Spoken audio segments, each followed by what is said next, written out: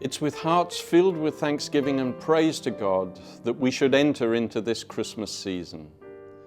I hope we'll all take time to reflect and contemplate the everlasting love and eternal plan of salvation that God has prepared since the beginning of time for all mankind.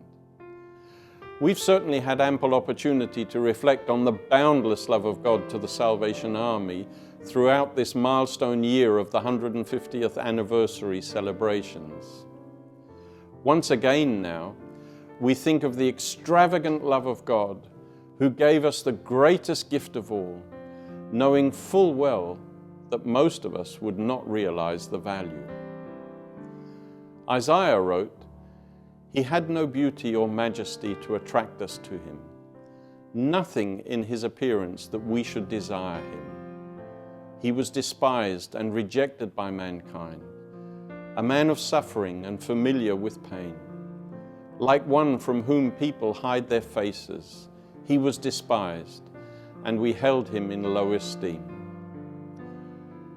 Despite it all, God still went ahead with his plan of salvation for the world. That's why Christmas is such a special time. The extraordinary revelation is that God sees things differently from us. One of the first things Mary says in her song of thanksgiving to God is, "My soul glorifies the Lord, and my spirit rejoices in God my Savior, for he has been mindful of the humble state of his servant." We see here a clear distinction between the values of God and those of mankind. God is ready to give us his all, to save men and women like you and me. God is the God of eternity.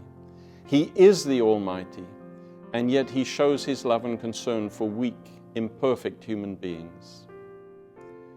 The subject of great joy expressed by Mary is a subject of great joy for us all. Yet she continues with another outpouring of thanksgiving and joy. "For the Mighty One has done great things for me." One of the elements of the Christmas story which never ceases to amaze me is to think that God is such a great and powerful being, yet he still is interested in us. That is why Mary rejoices and why we should rejoice as we look forward to celebrating the coming of Christ that changed the course of human history.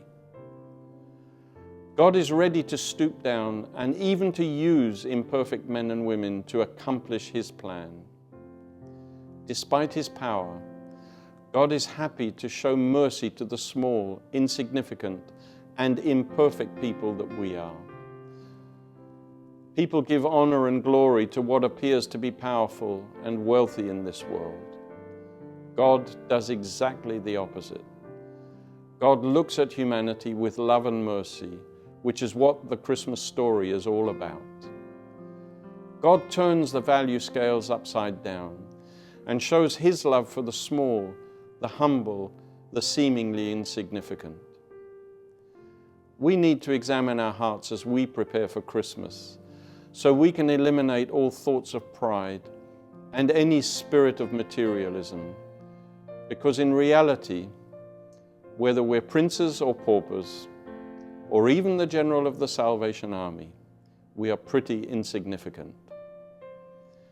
Christmas is about the fact that God came specifically to establish a relationship with us, and his glory is manifested in the lives of ordinary, humble people.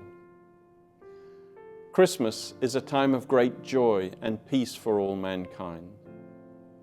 I pray that we'll experience the wonder of that reality in our lives this Christmas, and that we'll show it wherever we are.